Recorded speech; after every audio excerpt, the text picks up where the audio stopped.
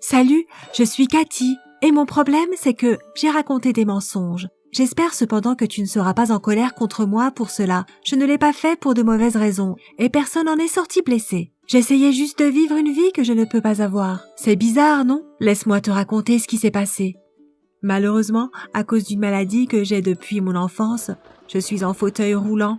Mais je ne veux pas trop parler de mon état. Aujourd'hui, je suis à la maison la plupart du temps. Mon état physique ne me laisse pas sortir de chez moi pendant trop longtemps. Mais à l'intérieur de mon corps handicapé, j'ai un super cerveau et l'esprit vif d'une jeune fille qui veut voyager dans le monde, avoir des hobbies et sortir avec des amis.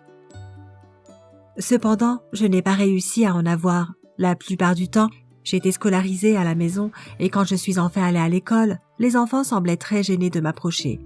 Ils pensaient que j'étais aussi mentalement retardée ou quelque chose comme ça. Je ne sais pas, même si ce n'était pas vrai. C'est pour ça que je me suis toujours sentie seule dans la vie. Je ne me plains pas. Cependant, je suis reconnaissante pour tout ce que j'ai. Et surtout, je remercie tous les jours les gens qui ont inventé Internet. Pour les personnes comme moi, c'est une bénédiction.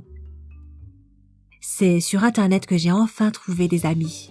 Surtout des gens dans la même situation que moi et qui ne peuvent pas se déplacer trop loin. Et étrangement, quand j'ai commencé à chatter en ligne avec une personne en bonne santé et qu'après un certain temps je lui parlais de mon état, il ou elle se sentait visiblement gêné et coupait court à la conversation. Je ne peux pas en vouloir à ces personnes. Je les comprends. On ne sait jamais comment traiter des gens comme moi sans les offenser. Néanmoins, je sentais qu'il me manquait une partie très importante de la socialisation, qui était de partager des expériences vécues. Mais quelle expérience pourrais-je partager à part le fait de rester dans des cliniques pendant des jours?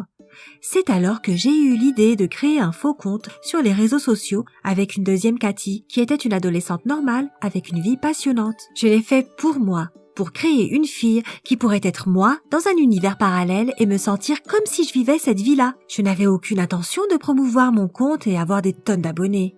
L'idée était juste que je puisse poster des photos de moi, mais dans des situations que je ne pourrais jamais me permettre avec des amis lors d'un voyage en Europe ou en Asie, faisant du parachute ou toute autre chose qui me viendra à l'esprit. Mais comment j'allais le faire si la meilleure photo que je pouvais prendre, c'était un selfie dans ma chambre? Eh bien, avec un peu de créativité, d'imagination, beaucoup de talent de Photoshop, et voilà, ta vie devient magnifique. Sérieusement, je voulais avoir des photos de très bonne qualité pour que personne ne comprenne que c'était des fausses. Pour cela, il y a plusieurs façons de faire. D'abord prendre une photo de quelqu'un et mettre mon visage à l'intérieur, ce qui est la chose la plus difficile. Sinon, tu peux trouver quelqu'un qui te ressemble de loin et utiliser ses photos. Ou bien, il peut s'agir d'images avec un masque facial, si quelqu'un fait de la plongée par exemple. Et troisièmement, avec un peu de chance, tu peux faire un selfie qui montre que tu es quelque part où tu n'es pas. Par exemple, une fois, j'ai fait un selfie avec une photo de la Tour Eiffel en arrière-plan et c'était exactement comme si j'étais à Paris. Tu peux imaginer que c'était devenu mon hobby à plein temps. Je ne peux pas t'expliquer à quel point cela pouvait être excitant de planifier la vie alternative de Cathy pour que tout semble parfaitement cohérent.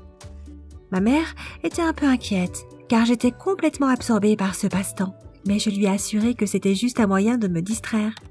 En attendant, ma Cathy devenait très populaire. Elle était positive, énergique et avait toujours quelque chose d'intéressant à raconter sur ses activités et les lieux qu'elle visitait.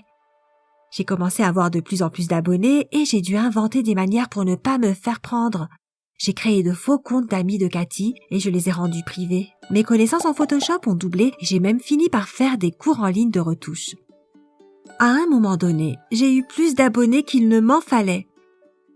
Cela devenait dangereux, quelqu'un pourrait se rendre compte que tout était faux.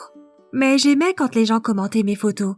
Ils étaient toujours gentils. Ils me demandaient beaucoup de choses et personne ne semblait gêné.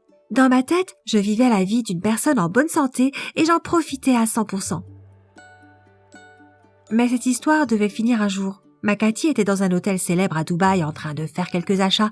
Bien sûr, c'est un peu exagéré, mais tu peux te permettre ce que tu veux quand tu n'as besoin de payer pour rien.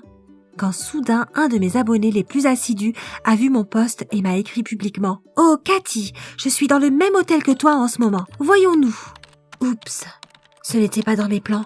J'ai répondu quelque chose du genre « Désolée, je ne peux pas. Peut-être la prochaine fois. » Cela a suffi à énerver mes abonnés. Ils ont commencé à me demander si j'étais vraiment aussi arrogante ou si j'avais honte de les rencontrer. Je continuais avec mes excuses bidons, disant que j'étais tombée malade, que je rentrais chez moi le lendemain et tout ce que je pouvais inventer. Mais non, ils ont commencé à insister pour que je salue au moins cette fille, pour qu'ils sachent que j'étais vraiment quelqu'un. J'avoue que je n'étais pas du tout obligée de répondre, mais j'aimais bavarder avec eux et la situation a dégénéré si rapidement que je ne pouvais plus la contrôler. J'ai dû me déconnecter pour y réfléchir. Ce blog était toute ma vie et j'étais sur le point de le perdre, mais je ne pouvais plus continuer. À partir de ce moment, les gens ont commencé à demander des preuves réelles de mon existence. Qu'est-ce que j'aurais dû faire? Abandonner le blog et en commencer à nouveau? C'était tellement douloureux. J'ai pris une décision, j'ai fait un selfie de moi-même dans mon fauteuil roulant et je l'ai posté sur mon blog. J'ai raconté comment étaient vraiment les choses, à quoi servait ce blog et qui j'étais en réalité. Je me suis excusée d'avoir menti et j'ai dit que je ne mettrais plus rien. J'étais sur le point de fermer la page quand j'ai commencé à recevoir des messages privés. Certains d'entre eux étaient pour me dire qu'ils me haïssaient, mais la plupart étaient des paroles de soutien de mes abonnés, y compris la fille qui a essayé de me voir à Dubaï. Je ne m'y attendais pas et je ne savais pas quoi répondre. Cependant, la vérité, c'est que globalement, les gens comprenaient mes raisons. J'ai fermé mon blog, mais je suis restée en contact avec plein de mes anciens abonnés, dont beaucoup sont devenus de bons amis. C'est comme ça que j'ai perdu ma fausse vie. Mais je me suis fait de vrais amis et je pense que ça a valu la peine. J'espère que tu apprécies ma sincérité. Si oui, aime mon histoire et partage-la avec d'autres personnes qui devraient savoir que parfois les gens qui leur mentent peuvent le faire sans avoir de mauvaises intentions.